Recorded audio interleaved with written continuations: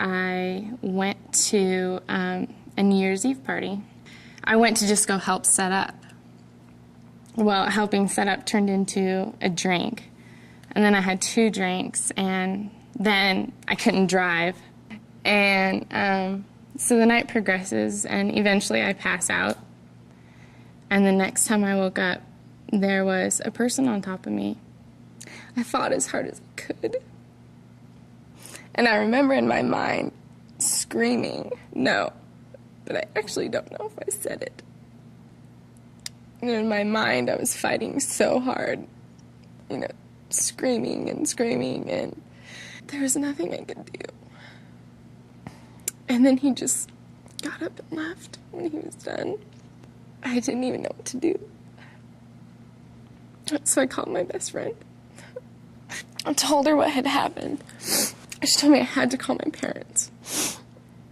I had to get home. And I remember just feeling the most helpless feeling of not having any idea what the consequences of what just happened were going to be.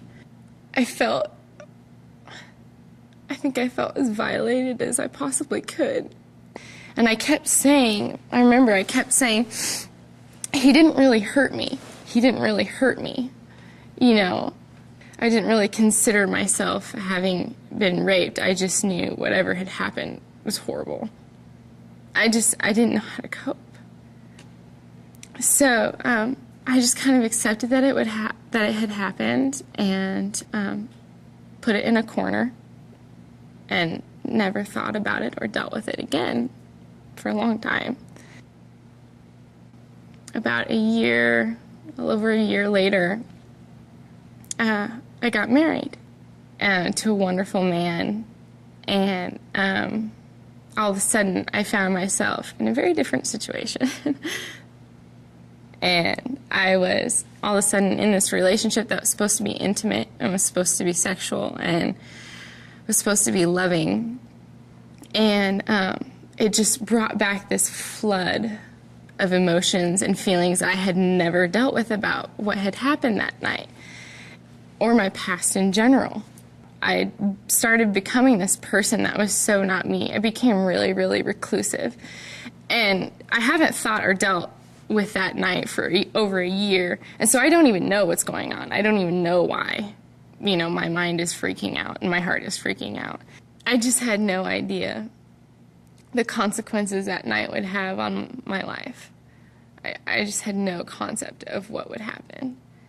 I had no idea that I would feel like my husband raped me every night.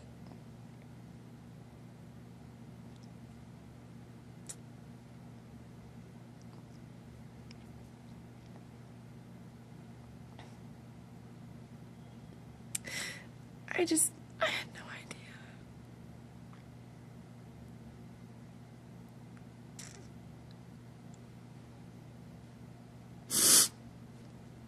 So it began this very, very painful process.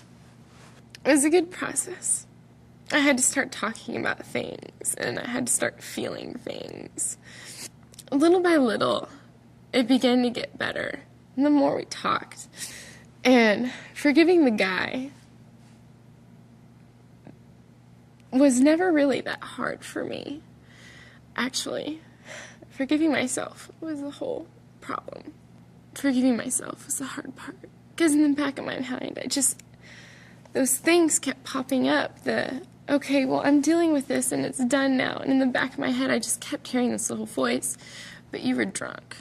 Again. You're a binge drinker. You were drunk again. You were there. You chose to be there.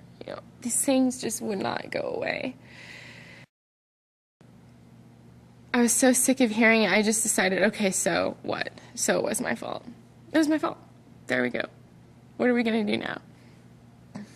And I just decided, you know what, Lord, I am so sick of hearing this in the back of my head. Will you forgive me for drinking too much that night?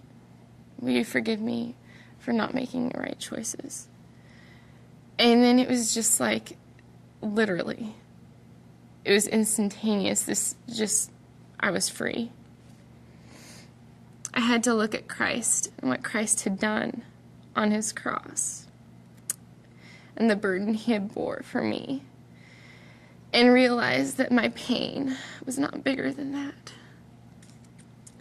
And realize that what had happened to me and my tragedy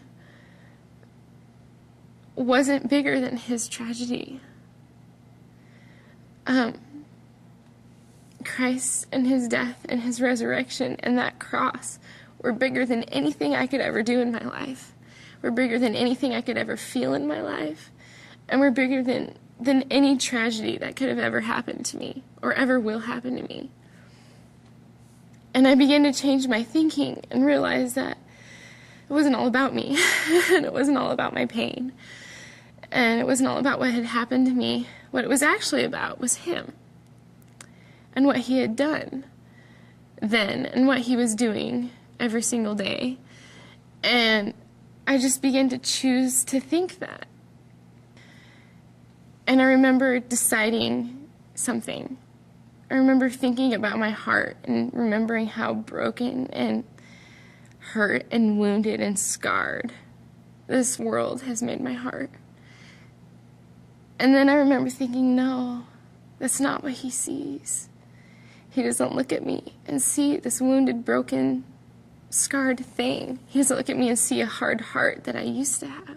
He doesn't look at me and see this black hole. He looks at me and he sees a lion.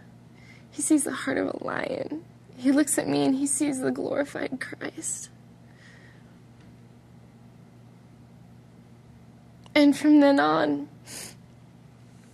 my story wasn't even mine anymore. My story wasn't about a tragedy, it was about a victory. It wasn't even my victory, it was his. It hasn't been my life anymore. It's been his. And I honestly don't think there's anything greater.